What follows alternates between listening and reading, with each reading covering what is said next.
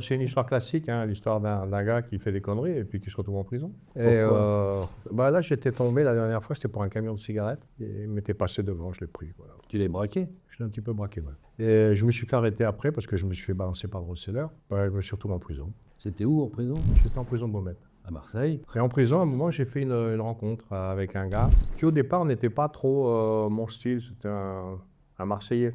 On appelle ça un 5 doigts 6 bagues. Le gars, il se promenait toujours. T'as dit quoi? 5 doigts, 6 bagues? Ouais, un fachumaco, on dit à Marseille. Il y avait sa petite cour autour de lui. Et moi, je suis un peu discret, donc je n'étais pas très à l'aise avec.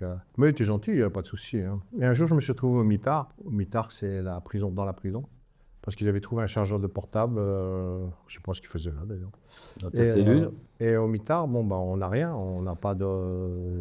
Il n'y a rien du tout. Il y a un bas-flanc en béton avec un matelas dessus. Une table scellée, une petite table scellée, un tabouret scellé et des toilettes turques, c'est bon, quoi. Et donc, on essaie de s'occuper. Et moi, je suis monté sur le tuyau et je tapais à côté pour voir s'il y avait quelqu'un. Comme ça, on pouvait parler au petit vasistas. Là. Et à côté de moi, il y avait un garde. Et c'est ce fameux Jean-Louis que je croisais en détention, mais sans vraiment lui parler. On a discuté pendant une vingtaine de jours et j'ai rencontré une autre personne. Et qui avait une histoire particulière, parce que j'avais connu son père une quinzaine d'années avant, en prison.